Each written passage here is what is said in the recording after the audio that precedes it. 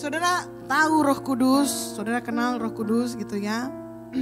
Sebagai salah satu dari Trinitas, boleh kita lihat gambarnya gitu ya. Allah Bapa, Allah Anak, Allah Roh Kudus. Saudara kenal Allah Bapa yang menciptakan langit dan bumi. Amin. Menciptakan langit dan bumi dan segala isinya. Gitu ya. Saudara kenal Yesus Kristus. Amin. Yang mati di kayu salib demi dosa-dosamu, bangkit pada hari yang ketiga, dan kemudian naik ke surga dan akan datang pada kali yang kedua untuk memerintah sebagai raja. Amin. Tetapi kita juga percaya kepada Allah Roh Kudus. Nah, gereja belakangan ini saudara-saudara itu agak nggak balance antara pemberitaan tentang Allah, tentang Yesus dan tentang Roh Kudus. Gereja kita saudara-saudara dan gereja-gereja yang ada hari ini sepakat, semua gereja, hampir semua gereja gitu ya, yang ada yang benar itu percaya kepada yang namanya Trinitas. Amin. Nah, Trinitas ini memang gak mudah dijelaskan gitu ya. Ini doktrin yang paling diserang. Tetapi saya mau kasih clue kepada saudara-saudara yang hidup saat ini, membedakan mana itu benar apa enggak, itu percaya. Kalau gereja itu percaya kepada Trinitas, saudara boleh masuk ke dalamnya gitu ya. Karena ada banyak ribuan gereja. Kalau saudara mau masuk ke sebuah gereja, pastikan itu gereja percaya kepada Allah Trinitas. Kalau saudara nggak masuk, kalau ada sebuah gereja yang nggak percaya Trinitas, tinggalkan. Karena itu bukan yang diajarkan Alkitab. Alkitab sendiri memang nggak pernah mengeluarkan kata Trinitas. Tetapi baik para nabi, para rasul, penulis Alkitab perjanjian lama maupun perjanjian baru, mereka tahu dan sadar persis bahwa pekerjaan Allah kita adalah pekerjaan Allah Trinitas. Tidak ada teori yang bisa menjelaskan tentang Trinitas secara baik dan sempurna. Mengapa nggak bisa dijelaskan? Karena ini menjelaskan tentang Allah. Siapakah kita? Otak kita begitu kecil. Otak kita sudah tercemar dengan dosa untuk mengerti konsep-konsep ilahi. Tetapi bagi kita, Alkitab menyingkapkan sesuatu yang cukup untuk membawa kita pada kehidupan yang mulia bersama-sama dengan Dia. Jadi pengetahuan yang kita punya hari ini saudara-saudara, itulah pengetahuan yang hanya cukup, bukan segala-galanya, belum maha tahu, hanya cukup untuk membawa kita pada kehidupan sebagaimana yang Tuhan janjikan. Amin dulu saudara-saudara. Nah, Trinitas itu Allah hanya satu, kita percaya Allah Maha Esa. Republik Indonesia cuma mengakui agama yang percaya kepada keesaan Tuhan gitu ya. Jadi kita nggak punya tiga Allah saudara-saudara, kita punya satu Allah, God. Di tengah-tengah itu bahasa Inggrisnya. Oke? Tetapi Dia punya tiga pribadi, sama-sama bilang tiga pribadi. Tiga pribadi, yang pertama adalah kita kenal dengan sebutan Bapa, yang satu kita kenal dengan sebutan Putra, yang satu kita kenal dengan sebutan Holy Spirit.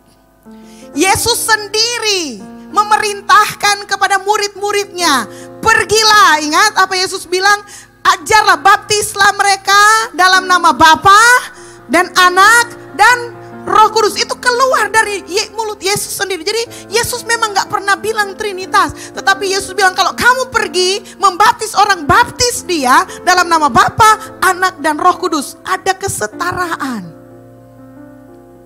Oke? Setara. Yesus bilang apa? Kamu harus membaptis dalam nama apa? Bapa, Anak, Roh Kudus. Buat saya ayat itu sudah cukup jelas untuk menyatakan bahwa Yesus sendiri memiliki konsep yang sama. Oke? Mungkin agak berat, tapi saya nggak akan lama-lama. Nah, baca begini. Bapa adalah Allah, Anak adalah Allah, Roh Kudus adalah Allah. Makanya kita bilangnya Allah Bapa, Allah Anak, Allah Roh Kudus. Betul nggak? Tetapi Bapa bukan Anak, Anak bukan Roh Kudus, Roh Kudus bukan Bapa. Itu tiga pribadi yang benar-benar berbeda, pekerjaannya berbeda, tetapi mereka berbentuk seperti sebuah komunitas yang saling mendukung satu dengan yang lainnya sesuai dengan pekerjaannya. Kalau saudara nanti masuk surga, mungkin saudara bisa mengerti nanti apa yang dimaksud dengan Trinitas. Jadi gereja sekian lama merumuskan tentang bagaimana konsep kealahan kita gitu ya. Mereka melalui berbagai macam perdebatan itu itu yang berdebat adalah orang-orang yang diurapi Tuhan untuk memformulakan melalui berbagai macam konsili. Tetapi kemudian terakhir ada seorang yang bernama Tertullians. Dia, menurut saya, dia dipakai oleh Tuhan luar biasa. Dan dia menjelaskan tentang Trinitas seperti ini. Dan konsep inilah yang betul-betul ada di dalam Alkitab, yang diyakini dan dipercayai oleh gereja sampai hari ini. Semua gereja Kristen percaya kepada Allah Trinitas. Tetapi dalam pelayanannya, mereka menyanjung Allah Bapa. Mereka menyanjung Yesus Kristus, Christ Center. Tetapi mereka melemahkan pekerjaan Roh Kudus. Itu sebabnya Allah mengguncang gereja yang sudah ada pada waktu itu. Dan Allah melahirkan sebuah kegerakan baru. Kegerakan yang pro bahwa Allah Bapa, Allah Anak, dan Allah Roh Kudus itu setara. Kalau kamu menghormati Allah Bapa, kalau kamu menghormati Yesus Kristus, kamu juga harus menghormati Roh Kudus. Bilang amin. Dan itulah kekuatan kita hari ini. Gereja Pentakosta, gereja karismatik yang percaya kepada pekerjaan Roh Allah, itu bergerak dalam dimensi rohani.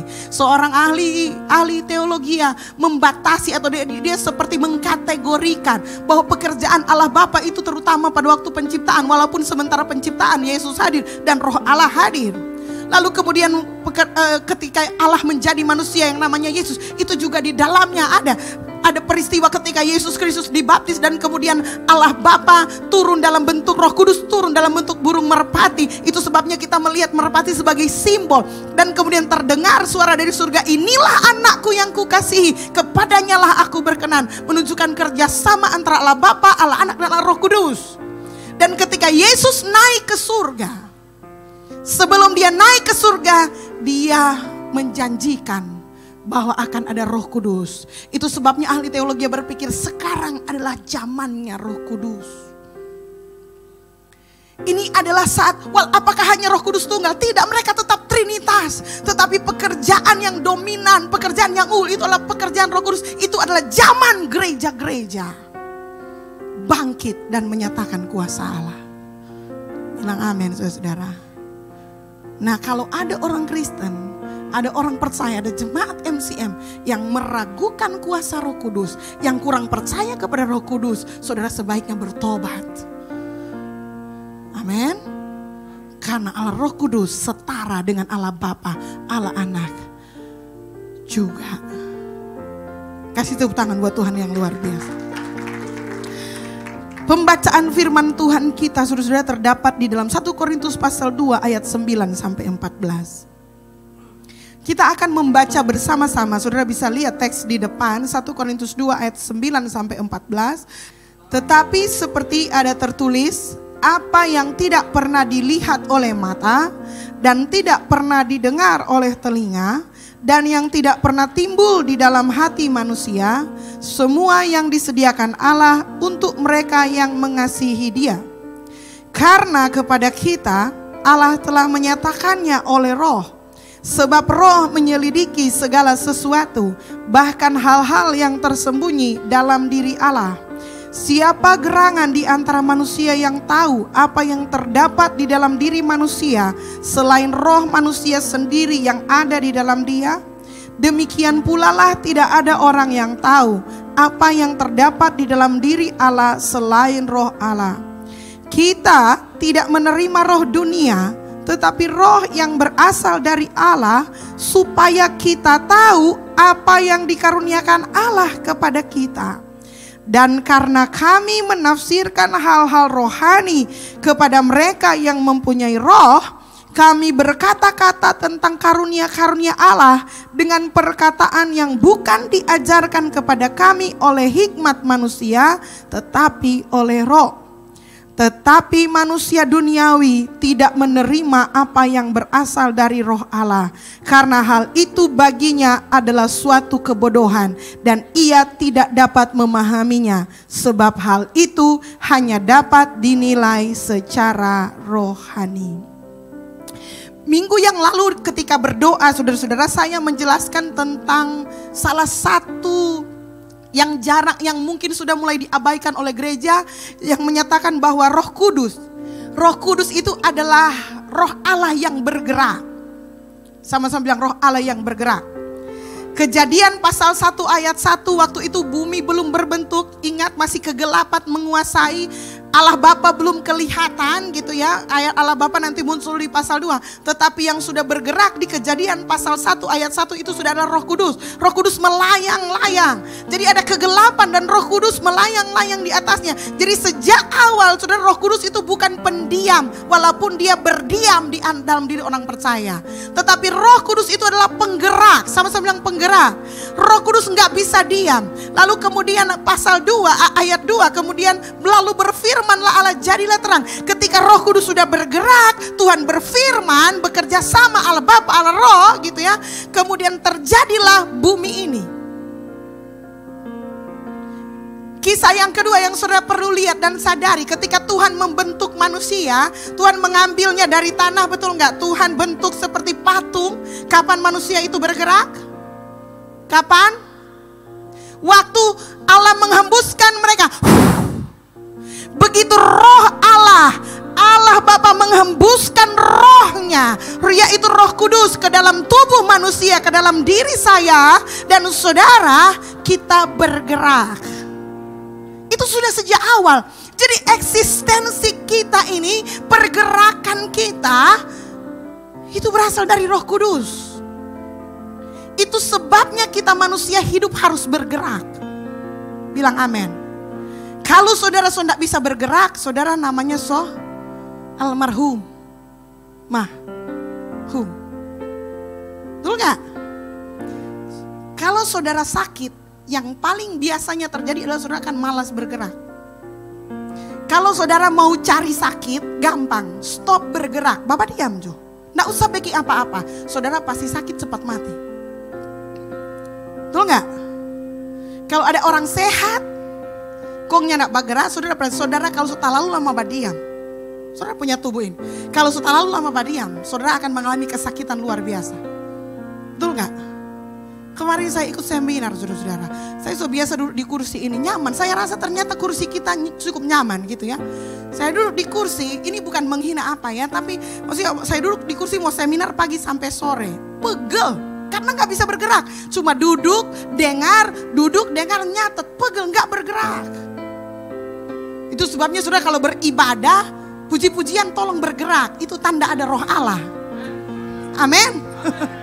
Jangan diam-diam saja saudara-saudara. Roh Allah itu pasti bergerak. Jadi kita tahu begini. Nah itu sebabnya dia akan terus mendorong saudara untuk bergerak maju. Sama-sama bilang bergerak maju. Supaya hidupmu ada pergerakan. Orang-orang rohani pasti mengalami pergerakan hari demi hari. Bulan demi bulan, tahun demi bulan akan mengalami pergerakan. Yaitu kemajuan. Ada sesuatu yang terjadi dalam hidup kita. Kalau kita dipimpin oleh roh Allah. Bilang amin. Tapi itu khotbah minggu lalu saudara-saudara. Itu enggak khotbah sebenarnya. Itu cuma kita mau ayat untuk menuntun kita doa. Nah kali ini saya mau khotbah tentang sesuatu yang mungkin kita kurang sadar gitu ya. Holy Spirit, the most intelligent person on earth. Mari kita lihat kebenarannya di dalam ayat tadi nyatakan ayat 10, pasal 2 ayat 10. Karena kepada kita Allah telah menyatakannya oleh roh. Sebab roh menyelidiki segala sesuatu, bahkan hal-hal yang tersembunyi dalam diri Allah. Apa di situ dibilang? Roh menyelidiki segala sesuatu, bahkan hal-hal yang tersembunyi dalam diri Allah. Saudara pernah dengar kata apokaliptus? Pernah ya, yang sekolah teologi ya gitu ya. Nah itu adalah sebuah pekerjaan roh di pasal 2 ayat 10. Apokaliptus itu begini. Mohon maaf saya cari kain yang lebih keren tapi gak ada. Apakah saudara bisa lihat apa yang ada di dalam situ? Hah? Gak ada, gak kelihatan. Kalau, nah Roh Kudus itu apokalips itu begini saudara-saudara. Zing. Itu apokalips. Oke? Jadi sebenarnya Roh Kudus nggak menciptakan sesuatu, dia hanya menyingkapkan apa yang sudah ada. Oke? Good, very good. Saya mengerti ulang ya.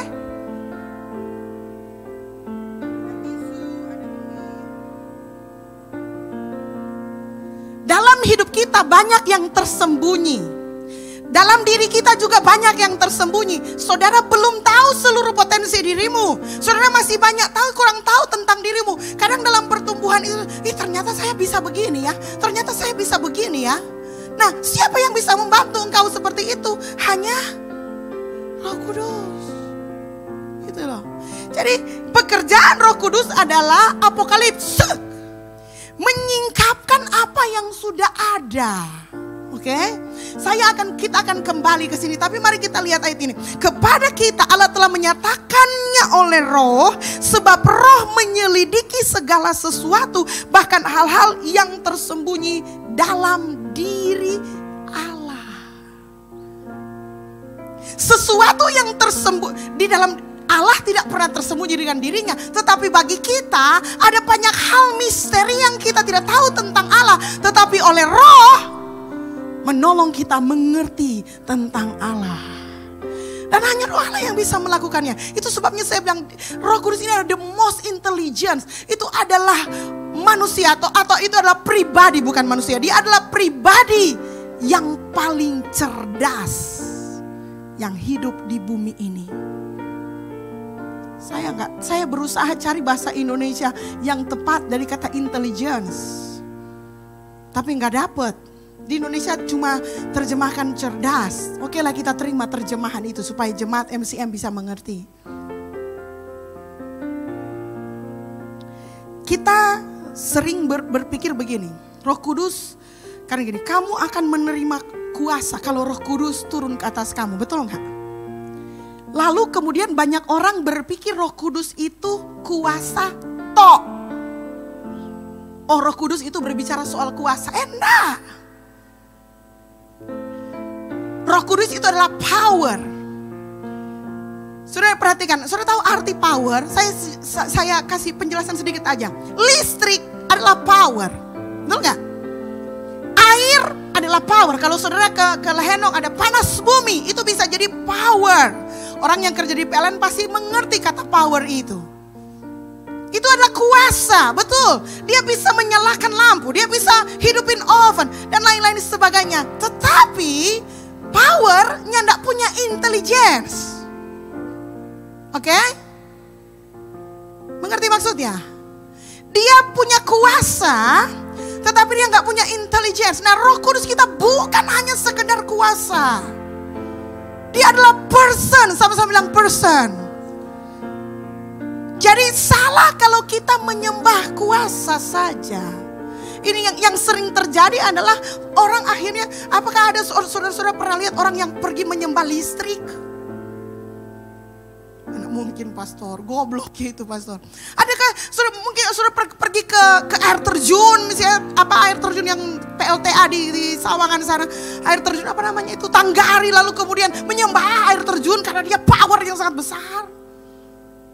Kita tidak boleh menyembah kuasa. Kita harus menyembah pribadi yang memberi kuasa itu. Amin. Itu sebabnya kalau saudara mau minta dibaptis Roh Kudus, salah kalau saudara cuma mau cari kuasa. Pipa apa sana di bawah air terjun saja. Atau pipa strom di listrik, mungkin saudara akan menerima kuasa.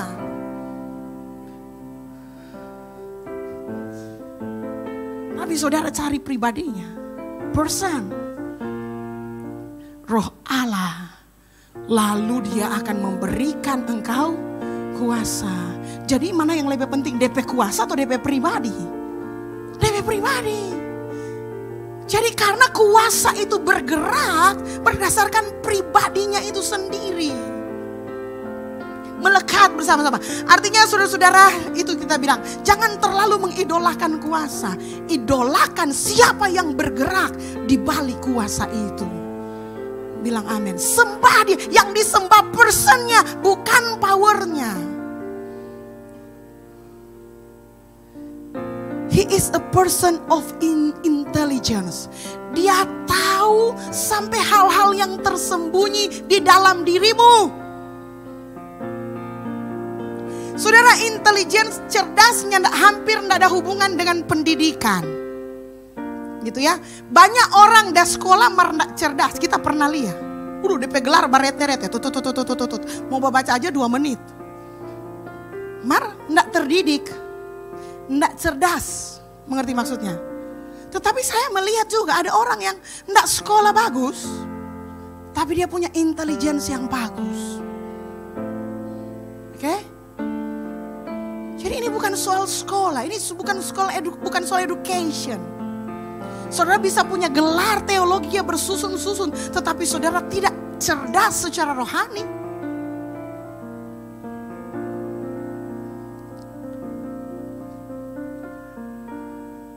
Roh Kudus adalah roh yang menyelidiki segala sesuatu. Bahkan hal-hal yang tersembunyi dalam diri Allah. Dia menyingkapkan, sama-sama bilang menyingkapkan. Dia menyingkapkan apa yang tidak kita tahu. Ini saya mau kasih bandingkan. Hidup kita ini adalah refleksi dari suara atau siapa yang kita dengar dan kita sembah. Kira-kira seperti itu. Mungkin kalau sembah terlalu tinggi, siapa yang kita orang dengar. Sekarang kita mau tanya, siapa yang paling mempengaruhi engkau dalam mengambil keputusan dalam hidup ini? Suami, istri? Nah, kebanyakan kita, perhatikan, kebanyakan kita mengambil keputusan berdasarkan pengalaman kita di masa lalu. Betul gak? Apa yang terjadi di masa lalu kita jadikan dasar untuk mengambil keputusan. Dan begini, meskipun hal itu baik saudara-saudara, tetapi hati-hati. Karena belajar dari masa lalu dan mengambil keputusan berdasarkan apa yang terjadi dalam hidup kita di masa lalu, itu bukan hanya satu-satunya cara untuk engkau mengambil keputusan dalam hidup ini. Ada cara lain. Yang jadi masalah adalah kalau yang memberi masukan dalam hidupmu, orang-orang yang bekerja dengan engkau dari masa lalu, itu adalah orang-orang yang memanipulasi engkau. Tahu yang memanipulasi? Menggunakan engkau untuk kepentingan pribadinya. Itu manipulasi. Nah, saudara-saudara, gini. Manipulasi itu adalah natur dari manusia yang berdosa. Tahu ya manipulasi? Umur berapa seseorang bisa memanipulasi menurut saudara? Jangan tanya itu Russell, Richie. Itu gak perlu dikursuskan manipulasi. Dorang tahu bagaimana memerintahkan mama dan papanya. Oe, mama belum bagra. Oe, mama bagra. Di berikut dia coba pikir, oh kalau kita oe, mama ada berikut dia sudah satu oe, langsung 2 kali. Oe, oh mama ikut datang. Dan mereka bagus dalam hal itu. Yang punya anak, yang belum punya anak, jangan kira kamu gak pernah dimanipulasi. Jadi secara natur kita manusia itu memang person of manipulation gitu. Nah begini maksudnya, bayangkan hidup saudara tanpa Roh Kudus. Saudara cuma mengandalkan orang-orang yang mau memanipulasi hidup saudara, mengambil keuntungan dari hidup saudara. Dan saudara sudah berjalan sejauh ini tanpa sadar bahwa saudara sedang dimanipulasi oleh orang lain. Itu sebabnya engkau membutuhkan Roh Kudus. Karena Roh Kudus adalah pribadi yang penuh dengan hikmat, penuh dengan pengetahuan, yang kalau dia bersuara kepadamu, dia tidak akan memanipulasi engkau untuk kepentingan. Dia akan berbicara kepadamu untuk versi terbaik dirimu. Dan dia akan begini, dia akan singkapkan ini. Ini tidak akan dialami oleh orang yang tidak punya Roh Kudus. Tidak akan dialami. Biar lagi dia bataria sampai bagaimana. Dia mau kursus di mana tidak ada. Hanya dialami oleh orang-orang yang punya Roh Kudus. Dia akan singkapkan, oh Meilan, kamu sebenarnya punya hal-hal yang lebih baik dari yang kamu duga. Wah, saudara akan rugi banget deh kalau saudara tidak terkoneksi dengan Roh Kudus. Kalau saudara tidak terkoneksi dengan Roh Kudus, saudara akan dikuasai dan dimanipulasi oleh orang-orang di sekitar saudara yang mau ambil keuntungan terhadap hidup saudara. Tapi kalau saudara punya Roh Kudus, hidup saudara nggak akan terlalu dipengaruhi oleh orang-orang ini. Ketika engkau terkoneksi dengan Roh Kudus yang akan menuntun engkau, menyingkapkan, hey, yuk nggak perlu ambil keputusan seperti itu. Ini yang benar, ini yang benar. Dan Alkitab berjanji bahwa Dia akan menuntun kamu dalam segala kebenaran. Nggak akan ada kepalsuan di situ. Wah, betapa bergantungnya kita kepada the most intelligent person on earth.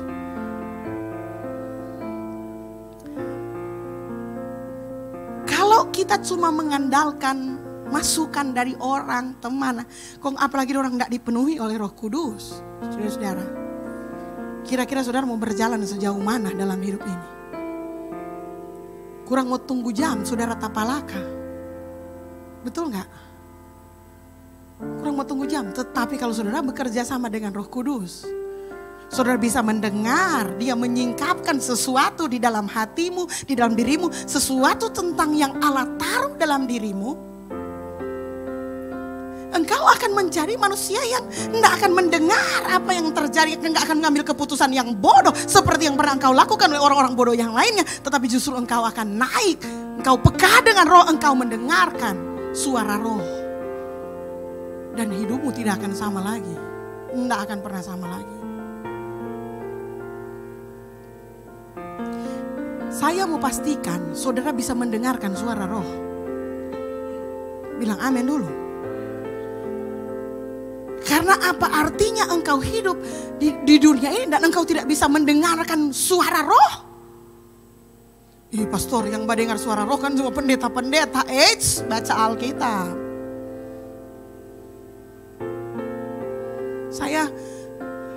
Kalau saya bisa yakinkan saudara, ada cara yang bisa saya beli untuk meyakinkan saudara betapa saudara perlu dengan Roh Kudus. Saya akan beli dan kasih kepada saudara-saudara.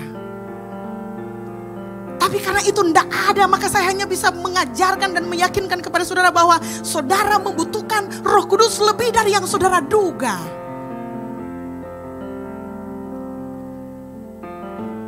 Coba saudara perhatikan, hidupmu hari ini bergantung penuh dengan apa yang kamu dengar. Betul nggak?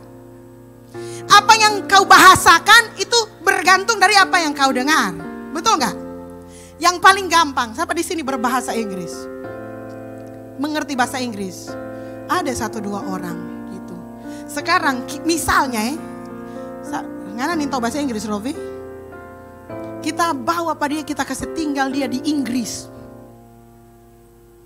Tunggu 3 bulan, kira-kira dia bisa bahasa Inggris tanpa kursus? Bisa nggak? Bisa. Biar aneh-aneh deh bahasa Inggris, dia. Karena apa dia bisa berbahasa Inggris? Karena dia jadi dengar orang Inggris dia bilang begitu. Kita nih tahu bahasa Spanyol, saudara-saudara. Maka kalau kita tinggal 3 bulan di Spanyol, kita akan tahu Buenos Dias. Cuma itu. Dari mana saya tuh? Karena saya mendengar. Apa yang saya dengar akan menjadi bahasa saya. Hidup saudara begitu. Perhatikan hidupmu. Apa yang kau bahasakan, apa yang keluar dari mulutmu itu berdasarkan apa yang kau dengar. Nah, kalau saudara tidak pernah mendengar dari Roh Allah, saudara cuma mendengar dari pengecut, orang-orang yang bodoh-bodoh, orang-orang yang tidak peduli dengan kamu, cuma peduli dong diri sendiri. Mau jadi apa orang? Engkau membutuhkan Roh Kudus lebih dari apapun juga. Kalau engkau mendengarkan Roh Kudus bicara, menuntun engkau di dalam doa, dalam penyembahan, dalam firman Allah, dan dalam apa saja, itu yang mau keluar dari mulutmu itu adalah hikmat surgawi, saudara-saudara. Amin. Sesuatu yang tidak terpengaruh oleh apa yang terjadi di masa lalu. Roh Kudus bukan hanya tahu yang terjadi di masa lalu, dia tahu yang terjadi hari ini dan kelebihannya dia tahu apa yang akan terjadi nanti. Dia sudah bisa lihat dirimu nanti. Dia tahu apa yang terbaik untuk dirimu, itu Roh Allah yang tahu. Dari mana? Karena Allah yang menciptakan engkau. Ketika dia menciptakan engkau, dia taruh sejumlah potensi. Dan semua potensi itu, saudara-saudara, hanya Roh Allah yang tahu. Saudara sendiri mungkin tidak tahu potensi itu ada. Tetapi Roh Allah tahu dan dia siap menyingkapkan semuanya itu. Kalau saudara dekat dan mendengarkan suara Roh Allah, saudara akan melihat penyingkapan demi penyingkapan terjadi. Saudara nggak perlu mencari kebenaran. Saudara akan dituntun kepada kebenaran. Boleh saudara kasih tepuk tangan untuk Tuhan yang luar biasa. Begini saudara-saudara, siapa yang pegang kuping saudara, ia adalah pengendali hidupmu. Ulangi, siapa yang pegang kuping saudara, ia adalah pengendali hidupmu. Kalau saudara punya kuping, saudara kasih kepada internet, maka internet akan mengendalikan hidupmu. Kalau saudara punya kuping, saudara kasih kepada pengecut-pengecut, maka pengecut-pengecut yang akan mengendalikan hidupmu. Tapi kalau kau punya kuping, kau kasih sama Roh Kudus, Roh Kudus akan mengendalikan hidupmu. Kasih tepuk tangan buat Tuhan yang luar biasa. Luar biasa. 1 Korintus 2 ayat 11 tadi kita sudah baca. Siapa gerangan di antara manusia yang tahu apa yang terdapat dalam diri manusia selain roh manusia sendiri yang ada di dalam dia? Demikian pula lah tidak ada orang yang tahu apa yang terdapat di dalam diri Allah selain roh Allah. Kita tidak menerima roh dunia, tetapi roh yang berasal dari Allah, supaya kita tahu apa yang dikaruniakan Allah kepada kita. Saya mau garis bawahi ayat 12 gitu ya. Supaya kita tahu apa yang dikaruniakan Allah kepada kita. Tanpa Roh Kudus, saudara tidak akan bisa menemukan siapa dirimu yang sesungguhnya. The best version of you tidak akan tersingkapkan sampai engkau berjumpa dengan Roh Kudus.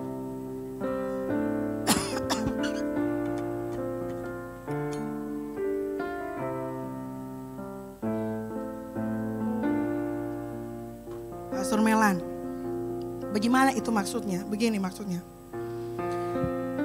Kalau saudara mau beli mobil,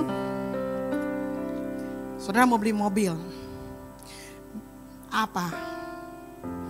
Fortuner, CR-V. Saudara kurang mau pilih.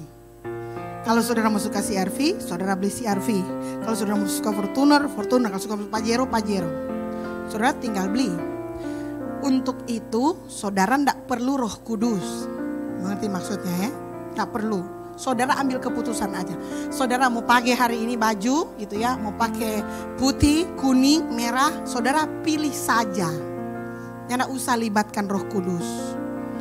Sesuai selera kita saja gitu ya. Kalaupun saudara mau tanya Roh Kudus, boleh, tidak usah rebotkan dia dengan hal-hal yang begitu. Gitu ya. Mau beli baju, beli saja. Mau memasak apa, memasak saja. Mau beli oto mana, silakan tunjuk, silakan beli. Tetapi soal tujuan hidup, arah hidupmu, saudara bergantung sama Roh Kudus. Kalau saudara mau coba-coba cari tujuan hidup tanpa Roh Kudus, saudara akan mengembara sampai lelah, hasil nol. Mengetahui mana yang benar dan mana yang terbaik atas hidup kita, saudara perlu Roh Kudus. Itu kita bilang, torang biasanya tahu tentang diri torang. Itu siapakah yang tahu tentang manusia selain roh manusia itu sendiri? Yes, kita bisa tahu tentang roh kita. Kita bisa tahu kita sebagai manusia kita. Tetapi yang tahu tujuan kita, yang sesungguhnya adalah Roh Allah itu sendiri. Amin. Memang saudara dari lahir saudara sudah tahu saudara tujuan apa? Nggak ada.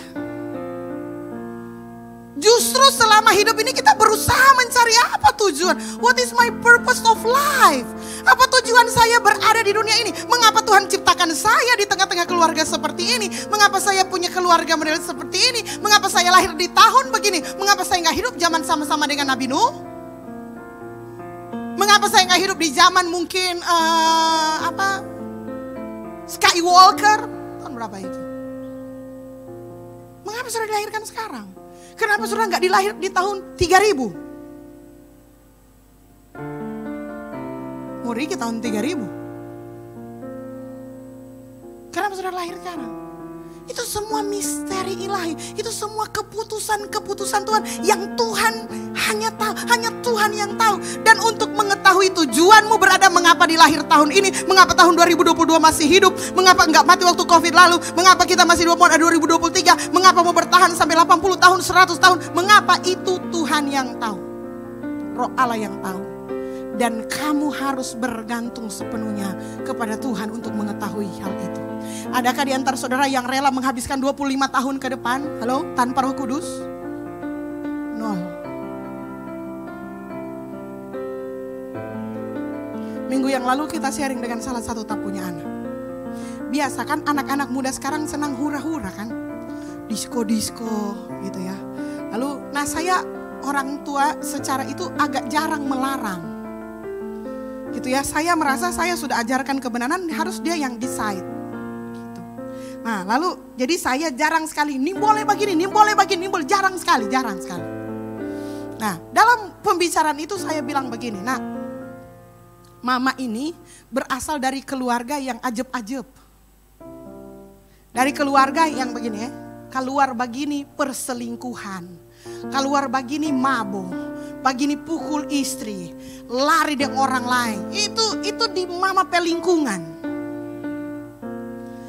Kok mama lihat dorang kalau cuma mau disco gaya apa? Caca, samba, tenggo, apalagi dangdut, kasih pada orang. Putar lagu apapun dorang bisa bikin dompet gerakan. Kok dorang boleh badisco 3 hari 3 malam pasang disko tanah, 3 hari 3 malam dorang mau badisco. Saya besar di lingkungan seperti itu. Kristen, hari Minggu pergi gereja. Mar lain kali enggak, paling mar Jumat Agung dan Natal pasti pergi gereja.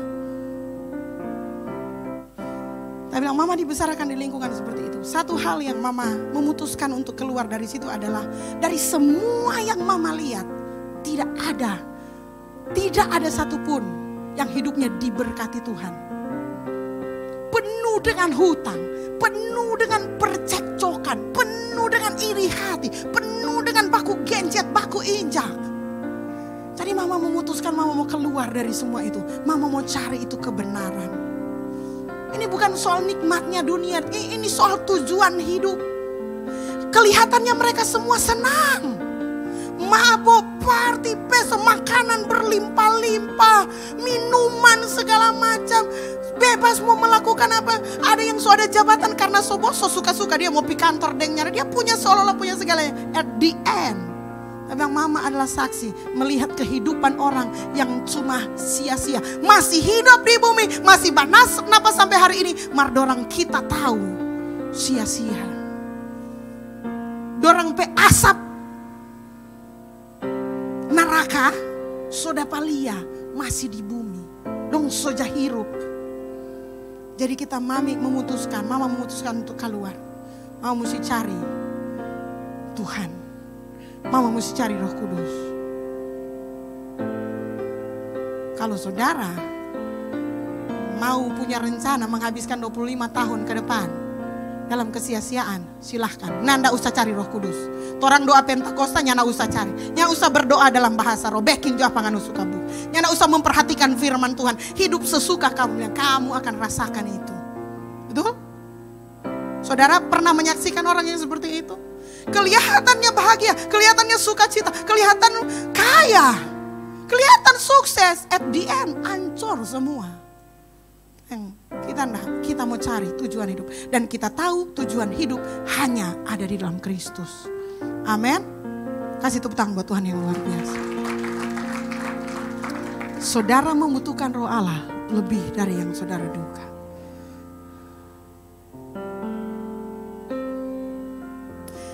Saudara harus tahu, gitu ya. Kita baca dulu ayat 13 dan 14. Dan karena kami menafsirkan hal-hal rohani kepada mereka yang mempunyai roh, kami berkata-kata tentang karunia-karunia Allah dengan perkataan yang bukan diajarkan kepada kami oleh hikmat manusia, tetapi oleh roh.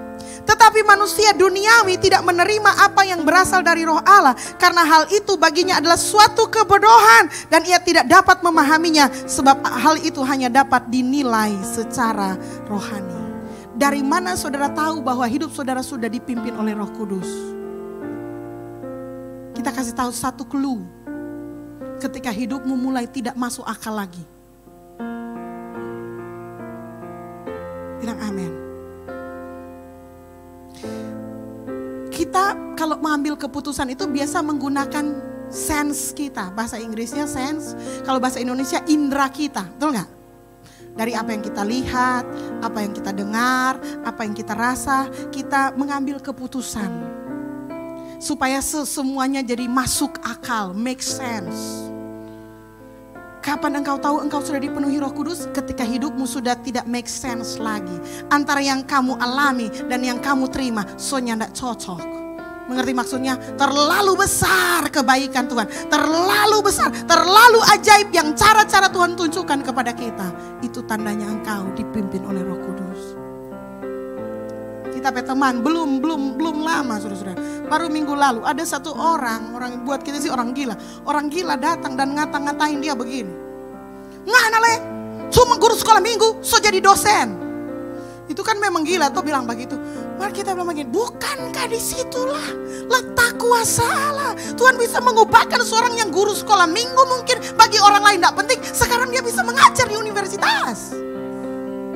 Amin. Kalau mau mundur, coba saudara perhatikan hidup saudara. Mundurkan hidup saudara dan saudara akan lihat bagaimana sesungguhnya roh Tuhan telah menolong saudara. Dengan hidupmu penuh dengan keajaiban dan hal yang tidak make sense sama sekali. Banyak. Soalnya tidak make sense. Soalnya tidak masuk logika. Ya dia kasih yang cuma begitu dulu. Dia kasih yang cuma begitu dulu. Makanya kalau orang penuh dengan Roh Kudus, kalau orang bersama dengan Roh Kudus, sejauh bumi dari bulan, demikian hidupmu akan diubahkan oleh Tuhan. Amin, saudara boleh tepuk tangan. Tepuk tangan kita kalau tidak disuruh sah. Jadi sah tepuk tangan saudara. Apakah saudara sudah mulai merasa saudara perlu dengan Roh Kudus? Hanya dia yang tahu versi terbaik hidupmu. Dengarkan suara roh. Berdoa dalam bahasa roh. Saya mau kasih tips. Ini closing statement. Saya mau cerita tentang my first contact with the Holy Spirit. Saya tahu begini. Saya tahu bahwa Roh Allah itu ketika kita percaya sudah memeteraikan kita. Amin. Itu saya tahu. Saya sudah lahir baru, kira-kira seperti itu. Sampai satu kali bapak rohani saya, papanya Om Ral, gitu ya, di doa Pentakosta, di hari Pentakosta seperti ini. Makanya saya senang bikin doa 10 hari. Karena saya adalah produk hasil dari 10 hari waktu itu. Dan ingat pada waktu itu saudara, saya bukan pendeta. Saya tidak tahu teologi, saya tidak tahu tentang ilmu tentang Roh Kudus, saya tidak tahu. Saya masih anak muda, masih culun, masih cupu, masih langsing, masih cantik. 18, 19 tahun 95, nanti mau hitung umur berapa itu. 95, 96 malah itu. GSJ Agape Tomohon sedang pendetanya bilang, ayo waktu itu dilaksanakan subuh kalau kita tidak salah. Jadi itu hari Minggu pagi tapi hari Pentakosta. Gitu ya. Lalu kemudian pendeta wanita bilang maju ke depan. Saya tahu saya sudah dimeteraikan oleh Roh Kudus, artinya kalau mati saya masuk surga. Tapi saya belum tahu tentang pekerjaan Roh Allah karena saya baru-baru bertobat. Saya dibaptis bulan September tahun 95. Mana ku tahu tentang pekerjaan Roh Allah. Kalau ditanya tentang protestanisme kita tahu. Kidung jemaat kita tahu. Nomor 3 suci. Betul nah? Itu tahu karena kita Protestan. Jadi tapi kita tidak tahu tentang pekerjaan Roh Allah. Kita tidak punya teologianya, cuman dalam keadaan doa Pentakosta lalu pendeta Monica bilang begini, yang mau dibaptis Roh Kudus maju ke depan. Kita nih tahu apa tuh dibaptis Roh Kudus karena kita pikir mungkin kita belum, jadi kita maju ke depan. Kita tidak mengerti teori tentang bahasa roh seperti yang saya jelaskan kepada teman-teman yang ikut doa 10 hari. Saya tidak tahu semua itu. Kita memang betul-betul cuman kaum muda biasa-biasa saja baru diselamatkan dari lumpur dosa. Tidak ada pengetahuan rohani yang memadai waktu itu. Lalu kemudian berdoa. Mereka sudah menyembah, saya biasa-biasa saja. Dengan menyembah kok kita nih tahu itu bagaimana. Waktu tiba penumpangan tangan, pendeta Monica bilang begini, Ayo semua yang sudah dibaptis Roh Kudus, tumpang tangan kepada yang belum dibaptis Roh Kudus. Jadi karena kita so maju di muka, kita so berlutut, semua datang. Kita cuman menyanyi biasa. Lalu pendeta Monica kasih instruksi, berbahasa roh Jo. Kita nih tahu apa tuh berbahasa roh. Lalu dapat instruksi lagi, kita masih ada dalam hadirat Tuhan gitu ya. Lalu kemudian kita ada dengan berbicara bahasa yang ana nin tahu. Apa itu bahasa tanin tahu? Bahasa yang baru, tapi jelas. Jangan bergumam. Begitu petunjuknya. Jadi mereka semua berdoa dalam bahasa roh, semua orang di belakang saudara-saudara. Lalu kemudian pendeta Monica bilang begini, bicara saja, enggak usah takut. Enggak usah tunggu sesuatu yang besar dan terjadi, bicara saja. Jadi kita bicara saja saudara-saudara. Ketika kita berbicara, jadi sebelum berbicara kita biasa sadar-sadar dan lain-lain mendengar semua menyembah Tuhan. Saya merasakan kehadiran Tuhan waktu itu gitu ya. Tapi begitu saya berbicara bahasa roh, saya mengalami itu, saya bilang pengalaman surga. Memang seperti ada sesuatu yang disingkapkan Tuhan yang menjadi terang. Kita so menangis, kita shaking. Toto fore karena kita rasa kita kecil sekali kok untuk kemuliaan Tuhan besar sekali. Kita enggak tahu orang pernah alami apa enggak. Kita shaking saudara-saudara, kita gemetar gitu ya. Dan kita mulai menangis. Oh so bukan cuma air mata deh, air ingus lah, so tak isi semua begitu. Tapi kita sadar di sebelah ini ada orang yang berbahasa roh. Tiba-tiba kita mendengar suara. Suara kalau orang babisa di telinga sini, ini antara di telinga dan di otak. Tapi ada suara yang seperti karunia bernubuat. Cuma kali itu kita bernubuat pada waktu itu. Karena belum mengerti dan kita tidak tahu kalau itu apa nubuat. Tetapi kita berbicara tentang pemulihan pada waktu itu. Dan itu pengalaman yang luar biasa sekali. Itu adalah kontak pertama kali kita dengan Roh Kudus. Dan kita merasa itu yang mengubahkan seluruh hidup kita sampai hari ini. Amin.